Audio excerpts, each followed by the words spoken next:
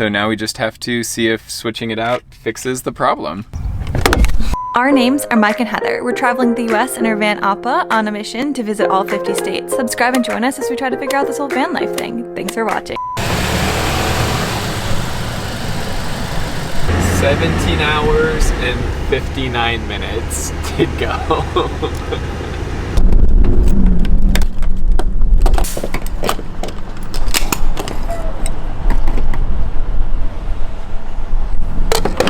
It's about 10:37 from a rest stop in Pennsylvania.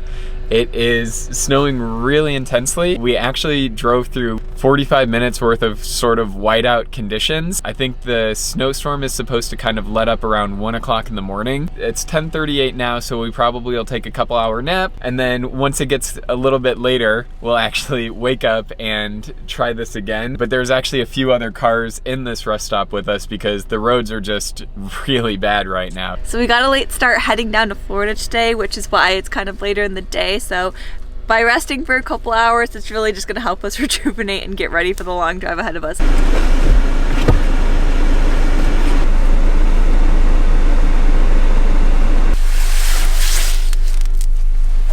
This is never graceful. So usually for naps, we don't necessarily put the reflectix up. We just kind of close the curtains and don't always put the extension in just because we're just kind of laying down for a little bit. And in this case, just to pass a little bit of time, just kind of close this all up. Privacy's not bad. So I think we're gonna catch a couple hours of sleep and then set the alarm, wake up around 1 o'clock and then get back on the road heading south towards Disney. After a successful nap and bathroom break, we're ready to hit the road again. It was a little bit later than we thought, but I think it is gonna actually work out in our favor because the sky is clear now and the radar shows that it should be clear for the rest of the trip. We still have about 16 hours and a little over 1,000 miles left. We feel a lot better having a chance to have gotten a little bit of sleep, so we'll probably push on and try and drive straight through to get to Florida this afternoon tomorrow. Yeah, the roads are already like much more clear.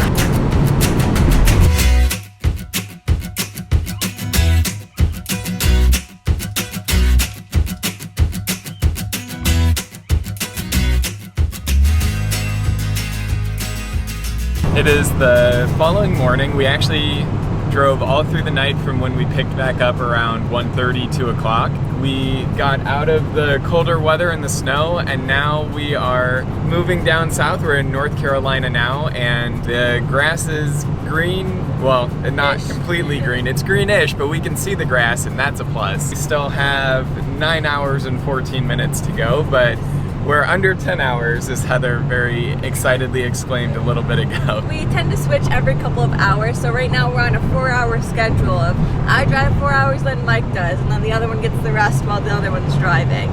Yeah. We do have one issue though. We tried to roll down our window, or when we were rolling it up after we got some takeout, they don't go down and up anymore, so I think we're gonna have to try to fix a fuse, because that's going to make for some awkward interactions if we have to open our door every time we need to roll down our window for something, like when we go to check in at the campsite or get more mozzarella sticks. We're making a pit stop at Sheetz because we need to fill up on gas. And there's also a AutoZone next door, so we can hopefully get the fuse and solve the little window problem. Well, hopefully that does it and it's not something bigger. And I totally missed these lines. Oh no, I made it. That's good. This is why we have a small van.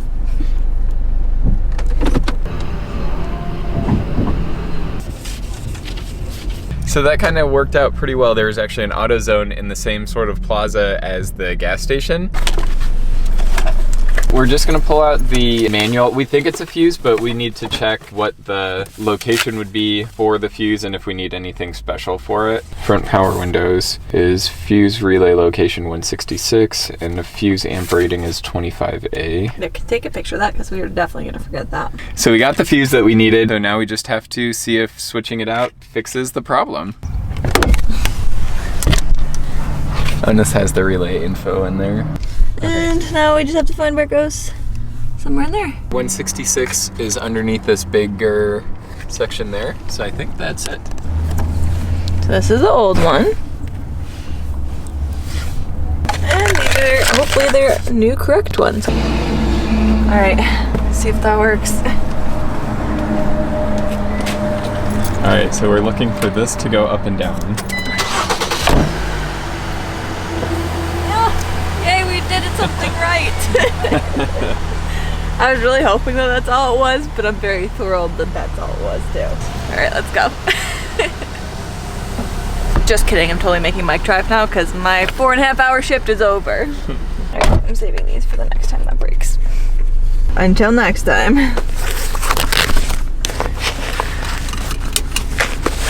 right, let's lock in our coordinates. We are headed to the campsite at Disney's Fort Wilderness. We are still very far away. All right, so we're not quite on the road yet because Mike had to stop for some Dunkin'. After we went on a Tim Hortons rant, I feel like we're gonna get some mad hate. We've had Dunkin' Donuts in our Western New York areas closed down because no one goes to them. The line is still always very long at Tim Hortons and no one goes to Dunkin's. So while Mike is taking this opportunity to get caffeinated, I'm taking it to take a nap. That's happening because I'm very tired.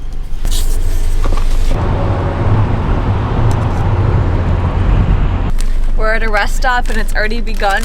We're digging hardcore into all the snacks that we got the other day. And our pop. We still have quite a bit of driving left to do, but we took a quick break to fish out some snacks and some drinks and stuff like that. So we're gonna try and eat these one-handed while we're on the road. But if you look out, and we just got out of the car, it is so much warmer than it is back home. The air doesn't hurt your face at the current moment, which is nice.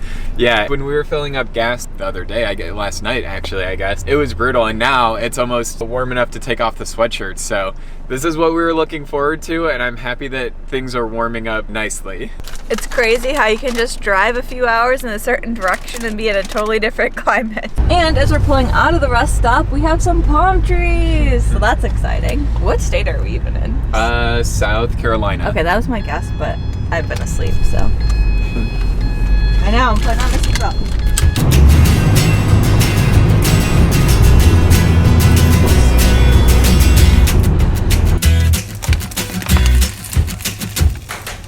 In my head, Florida isn't as far away as it actually is from New York.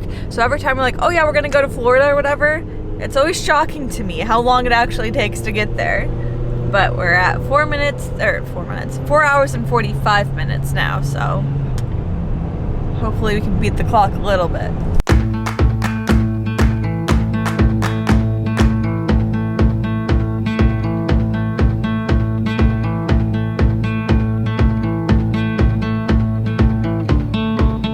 And there it is. We are officially entering Walt Disney World. There's quite a few cars leaving because it is the end of the night, and that's probably good for us because there's not a whole lot of traffic, but the most magical place on earth, we're officially on the property.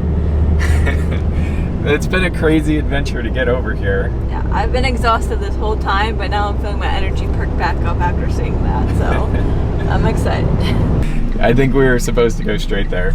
Even once you get into the parks, there's still a lot of navigating to do. You can sort of see the kind of giant golf ball looking structure, that's Spaceship Earth. We're not gonna pretend like we're Disney experts, but we've been watching a lot of YouTube videos to get ready for our Disney trip. So we are super excited to be here, and we've done our research. We've definitely been putting in the hours on YouTube, watching vloggers and different people coming to see how to have the best trip experience. So we're really excited. To be down here is just really, really nice. It feels nice and warm. We've got the windows down. And it's only like in the 60s, and it feels like it might as well be in the 80s for us. Yeah, I think this is probably Florida cool weather, but for us, this is as pleasant as can be. I think this is Golden Oak, which is a housing development that for the cost of several $1 million, you can live in Disney World. And probably your firstborn child. This is it. We are coming to the end of our journey. The Fort Wilderness is right over here, and we're pulling into the campsites. Can you tell we're exhausted? So good morning from Disney World. We're here at the Fort Wilderness campsite and it is absolutely amazing. We're so excited. Today is our first day and we're gonna hit up Magic Kingdom here in just a minute. But I wanted to kind of explain a little bit about how we are doing Disney so cheap. So here at Fort Wilderness, it is one of the most affordable options of staying at Disney. I think we ended up paying just around $80 a night to be able to stay here, which if you go back and watch our Delaware vlog, we definitely spent way more money on one campsite that night than we did here at Disney. So this is absolutely probably the cheapest way to be able to do it. So for around $80 a night, you're able to stay on Disney property. And in addition to that, you also get early access to the park. So we're able to get in a half hour earlier than regular guests, which makes some of the lines a little bit easier for us to get through. So that's an awesome perk. But the way that we were able to kind of budget our tickets themselves is through our credit cards. So our tickets for the parks, we were actually free because we used our credit card points to be able to pay for it. Really our only cost while we're here at Disney is going to be our accommodations, which is a cheap campsite, and then we're also going to add on Sally's a little bit later, but we figured that it would all even out with the cost of the tickets being saved, and now we're going to be able to go build lightsabers. Disney is actually very strict about what they do and don't allow credit card points to be used for. So unfortunately, park tickets are one of those things that are normally not allowed to be used as part of a credit card reward system. There is a third-party seller called Undercover Tourist. When you book park tickets through that website, they charge your credit card as a travel expense. And with our Capital One cards that Heather and I each have, we're actually able to cover travel expenses with the points that we've accumulated on those cards. That's how we were able to come to Disney without spending a ton of money. So obviously you still have to pay for your reservations through Disney,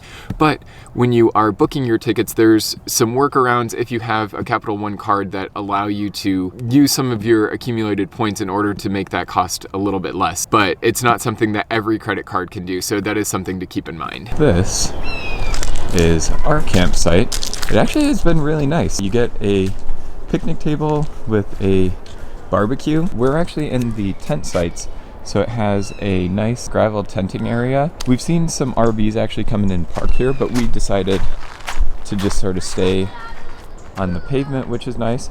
So the electrical hookups, we're able to run our extension cord over to our shore power to charge everything up, which was really nice. It wasn't something we were necessarily expecting to have. You can't beat the prices for being here at Fort Wilderness compared to some of the other Disney resorts. I mean, your normal hotel room I think is at minimum like $120 or something at the cheapest Disney resort. So this one was nice. They have a bus service that takes you to the different locations here on Fort Wilderness campsite. So the trading post all the way to either end for the transportation to and from the parks. Yes, our van is already a mess.